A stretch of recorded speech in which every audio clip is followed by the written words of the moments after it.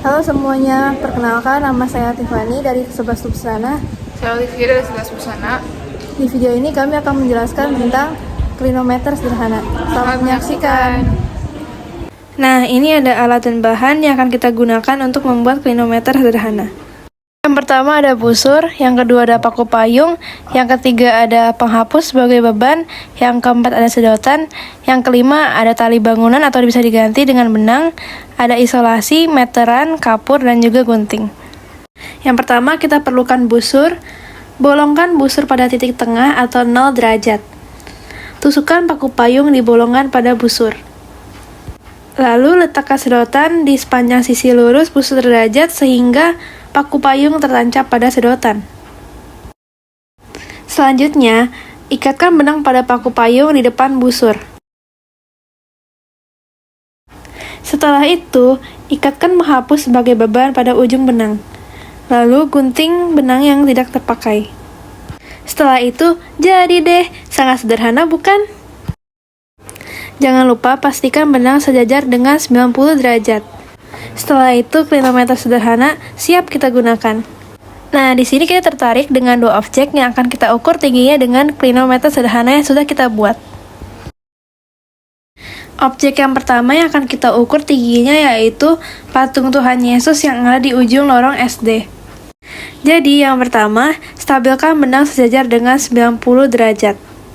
Pegang klinometer di depan mata, lalu lihat melalui lubang sedotan ke arah titik puncak objek yang ingin diukur. Setelah itu, catatlah sudut yang ditunjukkan oleh benang di busur derajat. Dan di sini kita mendapatkan sudut sebesar 60 derajat. Jangan lupa mencatat jarak pengamat ke objek, tinggi pengamat, dan juga tinggi alas patung. Diketahui bahwa objek yang kita pilih yaitu patung Tuhan Yesus. Yang kedua, tinggi pengamat 150 cm atau dikonversikan menjadi meter, 1,5 meter atau 1,5 meter. Yang ketiga, jarak pengamat ke objek 150 cm dikonversikan juga menjadi meter, 1,5 meter. Yang keempat adalah besar sudut elevasi didapatkan dari 90 derajat dikurangi 60 derajat menjadi 30 derajat. Jadi di sini kita ada sketsa gambar pengamatan objek pertama. Di sini ada patung Tuhan Yesus, ada alasnya dan juga ada pengamatnya. Di sini kita akan memasukkan ke sketsanya data yang sudah kita catat. Dari data yang sudah kita kumpulkan, kita bisa memasukkannya di sketsa gambar kita. Yang pertama, ada tinggi pengamat 150 cm, ada tinggi alas patung 105 cm, ada jarak pengamat ke objek 150 cm juga, dan ada besar sudut elevasi yang sudah kita temukan yaitu 30 derajat. Seperti yang kita ketahui bahwa klinometer ini digunakan pada segitiga siku-siku yang berkaitan dengan materi trigonometri. Dan bisa kita lihat dari sketsa gambarnya, kita juga bisa melihat bahwa pengamatan kita kali ini berkaitan dengan segitiga siku-siku. Lalu gimana sih kita bisa menemukan tinggi patung ini? Yuk disimak. Sudut elevasinya dituliskan dengan alfa, yaitu 30 derajat. Segitiga ini juga diberi nama segitiga ABC agar memudahkan untuk menghitung. Sudut 90 derajat atau sudut siku-sikunya diberi nama C, dan sudut lancipnya diberi nama B. Sisi di depan sudut B disebut juga dengan B kecil. Sisi miring disebut dengan C kecil dan sisi samping disebut dengan A kecil. Dari sketsa ini kita juga dapat mengetahui bahwa jarak pengamat ke objek adalah panjang sisi A kecil. Berarti panjang sisi A itu 150 cm. Sisi A sudah diketahui dan kita akan mencari sisi B. Berkaitan dengan sisi depan dan sisi samping, kita langsung ingat menggunakan rumus tang.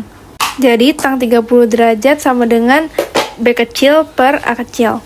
Karena tang 30 derajat itu merupakan sudut-sudut istimewa, maka kita langsung tahu itu sepertiga akar 3. Jadi sepertiga akar 3 sama dengan B per 150.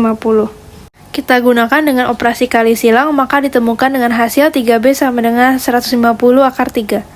Untuk menemukan nilai B, maka kita akan memperlakukan kedua ruas dengan dibagi 3. Jadi ditemukan bahwa nilai B yaitu 50 akar 3 cm. Maka tinggi patung itu B kecil ditambah D kecil. Dan nilai D didapatkan dari selisih tinggi pengamat dan juga tinggi alas patung. Jadi ditemukan bahwa tinggi patung tersebut yaitu 50 akar 3 ditambah 45 cm. Nah, kita langsung aja ke objek kita yang kedua, yaitu patung Bunda Maria di wilayah SMP. Seperti yang tadi, pertama-tama kita sejajarkan dulu benang dengan 90 derajat. Lalu lihat melalui lubang sedotan ke titik puncak objek yang diamati.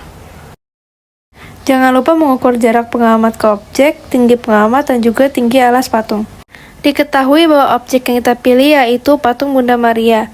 Tinggi pengamat 150 cm dikonversikan menjadi 1,5 meter. Jarak pengamat ke objek 453 cm. Besar sudut elevasi 90 derajat dikurangi 60 derajat sama dengan 30 derajat.